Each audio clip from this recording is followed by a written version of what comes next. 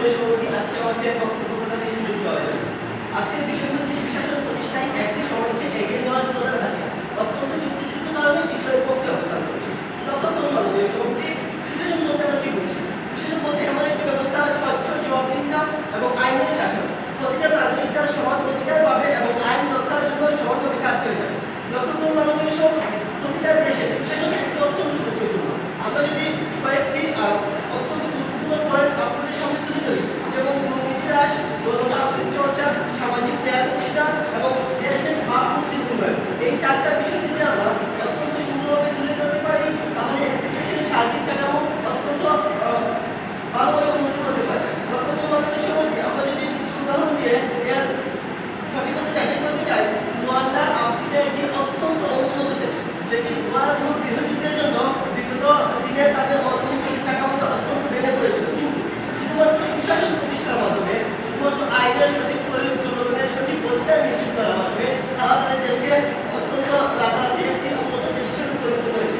লক্ষ্য করুন মাননীয় সভাপতি, আমরা যদি অর্থনীতির দিকে তাকাই, একটি দেশের অর্থনীতি কিসের উপর দাঁড়ায়? সুশাসন যদি না থাকে, একটি দেশে যদি আইনের সঠিক প্রয়োগ না থাকে, দেশের একজন সরকারি কর্মকর্তা কিভাবে তার টাকা উপার্জন করেছেন, কিভাবে তার জীবনযাপন করেছেন, তিনি তার বেতনের চেয়ে বেশি টাকা আয় করেছেন কিনা, কিংবা তিনি তার কোনো দুর্নীতি আসলে দিচ্ছেন কিনা, সেই বিষয়ে যদি জবাব দিতে না থাকে, তাহলে একটি দেশ কখনোই অর্থনৈতিকভাবে উন্নত করতে পারবে না মাননীয় সভাপতি।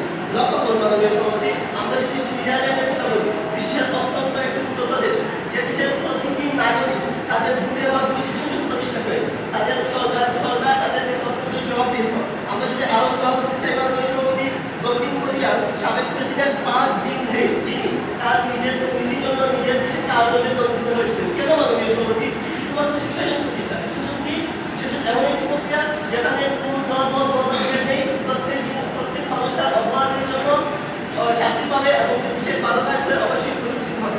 মাননীয় সভাপতি, লক্ষ্য করুন, এই সুশাসন আমরা যদি বাংলাদেশের দিকে দেখি, বাংলাদেশের সুশাসন ব্যবস্থা বিগত দিনগুলিতে অত্যন্ত খারাপ ছিল মাননীয় সভাপতি। একটি মধ্যমায়ের দেশ হিসেবে থাকার কারণ বাংলাদেশের অর্থনৈতিক দিকটি বিশ্বের অন্যান্য নিম্নমানের দেশের চেয়ে অত্যন্ত খারাপ ছিল। কেন মাননীয় সভাপতি? সেখানে সুশাসনের অভাব ছিল। একজন সরকারি কর্মকর্তা কোটি কোটি টাকা দেশের বাইরে লুটপাট করেছেন, কিন্তু তার বিরুদ্ধে কোনো ব্যবস্থা নেওয়া হচ্ছে না।